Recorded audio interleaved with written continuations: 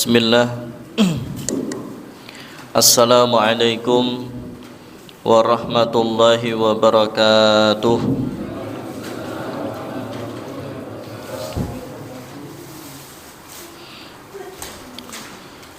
Alhamdulillahi rabbil alamin. Wassalatu wassalamu ala nabiyyina wa rasulina Muhammadin sallallahu alaihi wasallam wa ala alihi wa sahbihi wa man tabi'ahum bi ihsanin illa yaumiddin. Ya ayyuhalladzina amanu taqullaha haqqa tuqatih wa la tamutunna illa wa antum muslimun. Jamaah yang dirahmati Allah Subhanahu wa taala, alhamdulillah, bersyukur atas banyaknya kenikmatan yang Allah limpahkan sehingga pada petang hari ini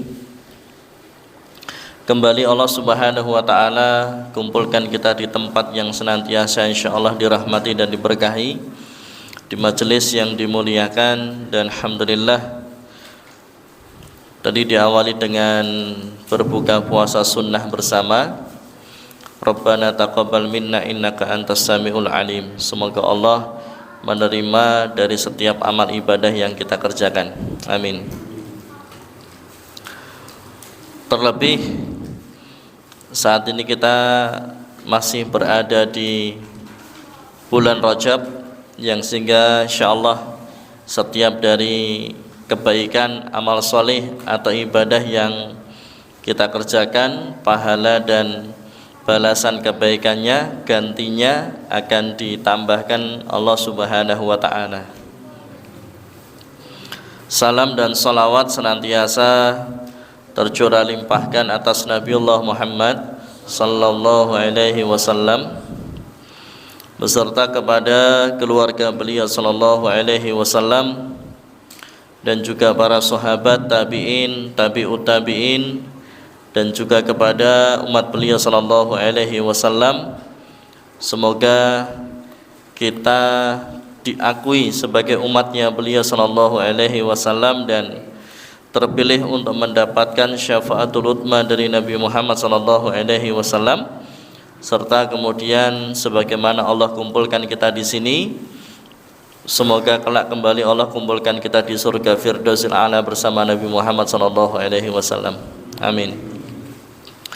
Dan bertakwa kepada Allah dengan sebenar-benarnya takwa, dan jangan sekali-kali mati kecuali dalam keadaan Islam.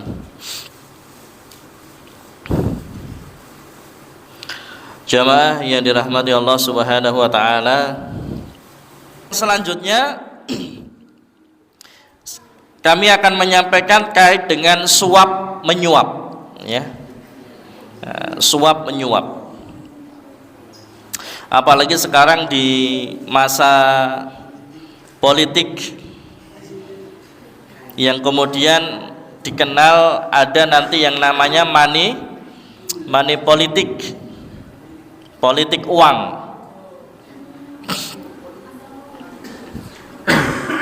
Wah, ini larangan keras. Yang melarang bukan Ustadz Aziz, ya. Yang melarang siapa? Undang-undang pemilu pun melarang. Ya. Di pasal ini, ya, Undang-Undang Nomor 7 Tahun 2017 tentang pemilu, pemilihan umum, pasal 523 ayat 1, 2 dan 3, dan pasal 515 dalam Undang-Undang Pemilu tersebut menyatakan bahwa setiap orang yang dengan sengaja pada saat pemungutan suara menjanjikan atau memberikan uang atau materi lainnya kepada pemilih supaya tidak menggunakan hak pilihnya atau memilih peserta pemilu tertentu atau menggunakan hak pilihnya dengan cara tertentu sehingga surat suaranya tidak sah, dipidana dengan pidana penjara paling lama 3 tahun dan dendanya 36 juta rupiah. Ini kalau sampai ada caleg atau capres-cawapres yang mempraktekkan money politik, maka kalau menurut undang-undang pemilu dia kena hukuman pidana penjara paling lama 3 tahun dan dendanya 36 juta rupiah. 36 juta rupiah itu besar atau kecil, Pak? Kecil sekali, Pak. Loh, sekarang mereka punya duit berapa, Pak? Kekayaan mereka itu miliaran, Pak. Kekayaan mereka itu miliaran, bahkan ada yang ratusan miliar, ada yang bahkan triliun. Allahu Akbar. Kalau cuma ngeluarin 36 juta sebetulnya ya gampang sekali ya. Ya. Ya. Nah, yang agak susah ini caleg-caleg ini, Pak, ya. Duitnya nggak terlalu banyak. Nah, jamaah yang dirahmati Allah Subhanahu wa taala, tapi sebetulnya dalam Islam ini sudah dibahas, Pak. Ya, dalam Islam ini sudah dibahas, yaitu terkait atau masuk ke dalam pembahasan rishwah, suap menyuap. Ya, kalau dalam bahasa syariat namanya rishwah. Dan ini rishwah, ya, pemberian sesuatu kepada seseorang dengan tujuan agar orang tersebut melakukan atau tidak melakukan sesuatu. Ya. Jadi memberikan kepada seseorang sesuatu, apapun sesuatu itu, dengan tujuan agar orang tersebut melakukan apa yang dia inginkan, ya, atau tidak melakukan apa yang dia inginkan, melakukan atau tidak melakukan sesuatu. Maka dalam surah Al-Baqarah ayat ke-188 Allah Subhanahu wa taala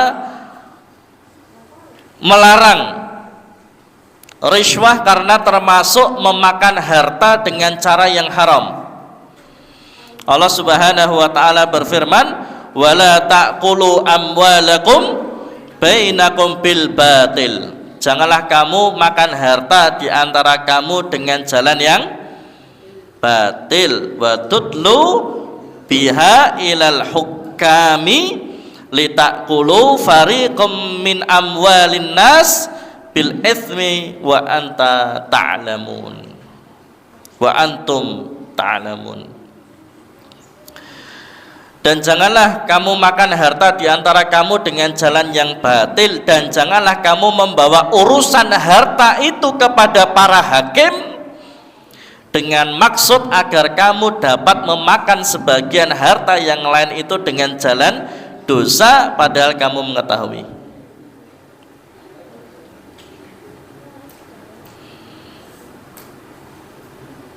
Suap, rishwah, ya.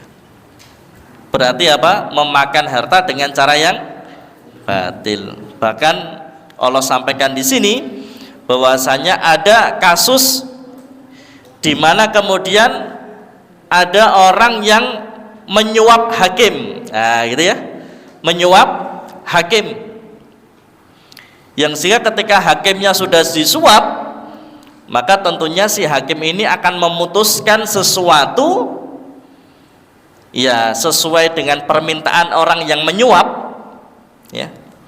Hakim ini akan memutuskan sesuatu sesuai dengan permintaan orang yang menyuap tadi, Pak. Ya, karena tadi ya saya sampaikan bahwasanya rishwah, suap itu adalah pemberian kepada seseorang yang dimana dengan tujuan supaya orang ini melakukan atau tidak melakukan sesuatu. Lah ada kasus orang yang menyuap hakim supaya nanti hakim memutuskan sesuatu yang diinginkan oleh si penyuap, yang sehingga kemudian kadang-kadang keputusan hakim tidak sesuai dengan konstitusi, tidak sesuai dengan hukum, tetapi sesuai selera atau permintaan dari orang yang menyuap, yang sehingga melanggar sudah. Ya. Ini jamaah yang dirahmati Allah Subhanahu wa taala. Maka Rasulullah Shallallahu alaihi wasallam sudah menyampaikan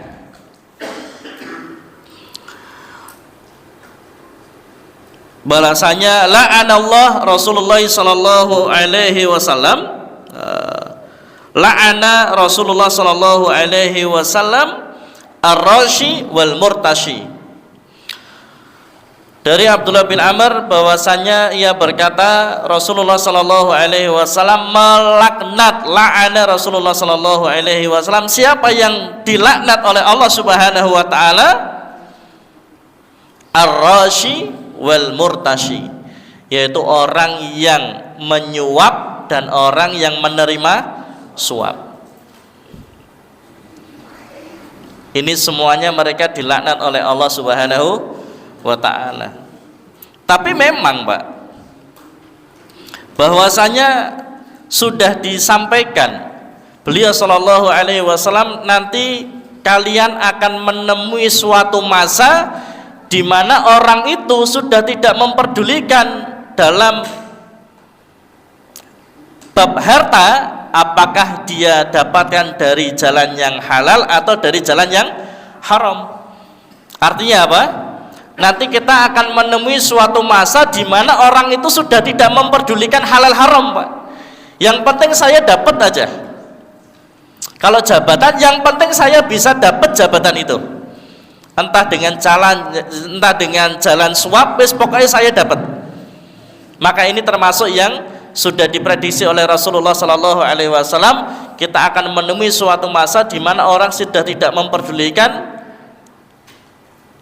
jalan yang halal dan yang haram.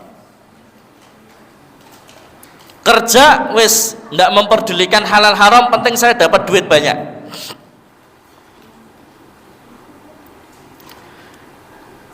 Sekolah atau kuliah wis tidak memperdulikan bagaimana caranya supaya saya bisa masuk kampus itu, walau dengan membeli bangku.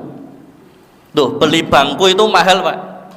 Satu bangku di kampus favorit yang kemarin sudah dibuka 25 juta, Pak. Satu bangku itu supaya bisa masuk ke kampus tersebut harus bayar 25 juta, sekian puluh juta. Atau memperjualbelikan jabatan, ya. Maka itu termasuk dari apa? Suap menyuap, atau kalau dalam bahasa yang lainnya juga bisa dikatakan pungli, ya. Atau kalau dalam bahasa kerennya apa ya, transaksi under table, transaksi bawah meja. Ya sebetulnya tidak di bawah meja gini, ya. Cuman maksudnya transaksi yang nggak kelihatan, ya, transaksi yang ilegal, ya, transaksi yang sebetulnya sudah dilarang oleh pemerintah. Itu kan pungli-pungli sudah ditangkepin, yang ditangkepin itu yang kecil-kecil, Pak. Kalau suap menyuap kaitannya dengan tender, ayo. Kalau suap menyuap kaitannya dengan proyek besar, nggak ditangkepin lah. Yang ditangkepin yang pungli kecil-kecil saja. Kemarin kayak ada di Solo, ketika acara apa ya, 17-an atau apa, ada lurah yang minta ngajukan proposal ke toko-toko, itu langsung kena tangkep, ya, tidak boleh, ya. Padahal itu untuk kegiatan masyarakat, ya. Itu yang ditangkepin yang kecil-kecil, Pak. Kalau proyek tender, ya, proyek kemudian suap menyuap tender, suap menyuap mega proyek dan sebagainya, ya, wallahu a'lam, ya. Nah, ini jamaah yang dirahmati Allah SWT, terkadang ya hanya untuk pencitraan, yang sehingga yang kecil-kecil yang kemudian diusut. Jamaah yang dirahmati Allah Subhanahu wa taala, maka kalau sampai ada caleg, capres atau cawapres yang mereka sudah mulai berani untuk melakukan praktik money politik atau suap menyuap, maka jelas itu bukan pemimpin yang baik, Pak. Kenapa? Belum jadi saja dia sudah melanggar syariat Allah, belum jadi saja dia sudah mempraktekkan money politik, suap menyuap yang dilarang dalam Islam dan undang-undang pemilu, apalagi nanti kalau sudah jadi, Pak. Kalau belum jadi saja sudah berkompromi dengan pelanggaran, bagaimana nanti kalau sudah jadi? Dan kalau kemudian ini dibiarkan, ya otomatis nanti yang menang banyak, yang punya kekayaan banyak, punya duit banyak, atau bahkan mungkin punya kekuasaan, yang dia gunakan kekuasaan itu untuk jalannya bisa lancar dalam urusan politiknya, kepentingannya. Maka kemudian itu dilarang, Pak. Tidak boleh, ya, tidak boleh. Misalkan ada kasus nih, kaya dan miskin. Itu kalau suap diperbolehkan, otomatis yang selalu menang yang kaya, padahal yang benar yang miskin. Ya. Maka luar biasa, Islam ini agama yang apa? Islam ini agama yang adil, Pak. Islam ini agama yang adil, yang sehingga kemudian segala sesuatu yang akan mengakibatkan keburukan atau kedzaliman atau bahaya yang besar, maka dalam Islam ditutup celah itu, Pak. Makanya suap menyuap kemudian diharamkan, dan bahkan tegas la'anallah, dilaknat oleh Allah Subhanahu wa taala ar-rashi wal murtashi, orang yang ngasih suap dan orang yang menerima suap. Kalau dalam undang-undang pemilu tadi jelas ya, penjara 3 tahun dan denda 36 juta rupiah. Kemudian Majelis Ulama Indonesia pada tahun 2000 mengeluarkan fatwa yang menyatakan bahwa segala bentuk suap termasuk politik uang hukumnya adalah haram. Dalam fatwa yang dikeluarkan pada tanggal 28 Juli 2000, MUI merinci bahwa politik uang termasuk dalam kategori riswah, ya, suap, yaitu pemberian kepada seseorang dengan maksud untuk mempengaruhi keputusan atau tindakannya. Riswah hukumnya adalah haram berdasarkan dalil-dalil dari Al-Quran dan Al-Hadis. Ini jamaah yang dirahmati Allah Subhanahu wa taala. Ternyata kaitannya dengan riswah atau suap menyuap, maka selesai sudah. Quran tidak memperbolehkan, ya, sunnah tidak memperbolehkan, fatwa MUI keluar mengharamkan, kemudian undang-undang pemilu juga melarang keras.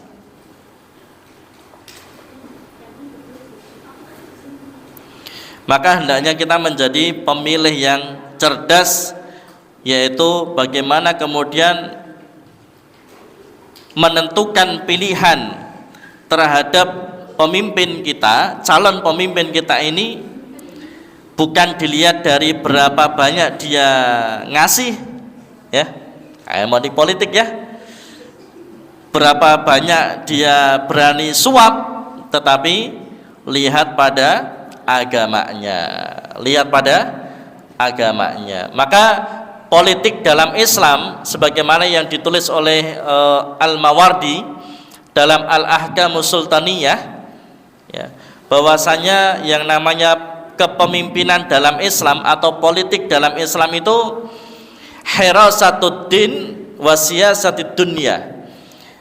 Jadi politik itu dibahas dalam Islam, Pak. Wong Islam itu kan hudal linnas wa bayyinatin minal huda wal furqan. Ya. Terkadang itu ada hal yang agak sedikit lucu, Pak. Di masyarakat itu kalau ngalami apa saja, minta pertimbangan apa saja, itu biasanya kan minta petunjuk kepada orang berilmu, Pak, ulama atau kiai. Dan itu sudah betul, fas'alu ahla dzikri in kuntum la ta'lamun. Maka sebaiknya juga begitu. Kalau kita mau milih pemimpin, tanyakan juga kepada para ulama, para kiai. Dari sekian banyak calon ini, Pak Ustadz, Pak Kiai, kira-kira mana yang paling baik agamanya atau yang paling sedikit madorotnya atau bahayanya. Jadi milih pemimpin itu kan bisa dengan memilih mana yang terbaik, atau memilih mana yang bahayanya sedikit. Ini yang dipertimbangkan oleh para ulama dengan kaidah fikihnya, Pak. Pilih yang terbaik. Kalau tidak ada, maka pilih yang bahaya, pilih yang paling kecil potensi bahaya yang dimunculkannya. Ini jamaah yang dirahmati Allah Subhanahu wa taala. Maka kemudian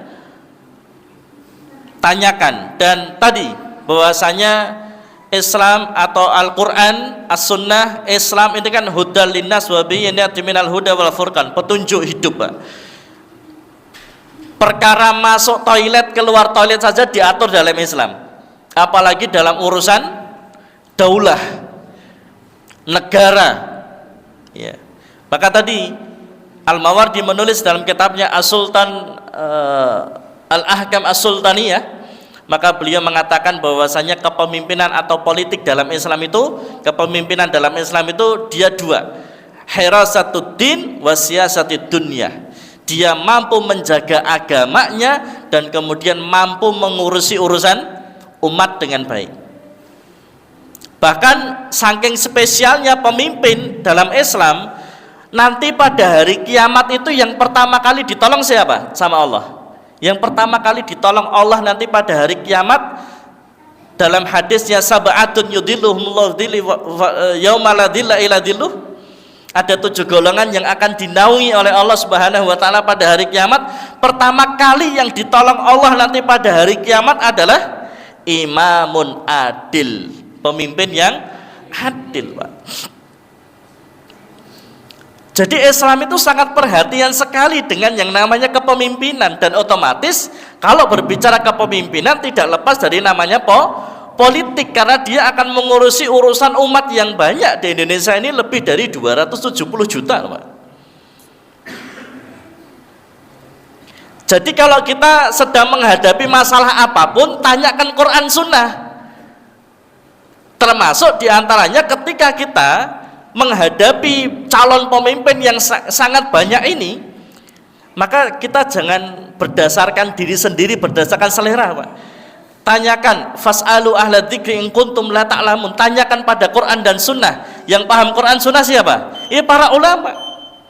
Nanti akan ditunjukkan mana yang paling baik atau mana yang paling sedikit, paling kecil potensi bahayanya. Maka pilih pemimpin yang bisa menjaga agamanya, yang agamanya baik, yang bisa menjaga agama, ya. Ta'awun 'alal birri wat taqwa wa ta'awanu 'alal itsmi wal udwan. Pilih pemimpin yang kalau ada kebaikan di situ, nah ditolong. Tapi kalau kiranya ada kemaksiatan, ya ditutup. Kemarin yang baru viral ini, Bu, beberapa hari yang kemarin, ada judi sabung ayam di Polokarto. Ya, judi sabung ayam di Polokarto berhasil ditutup, Bu. Berhasil ditutup oleh laskar, tetapi korban satu laskar meninggal dunia kena tembak.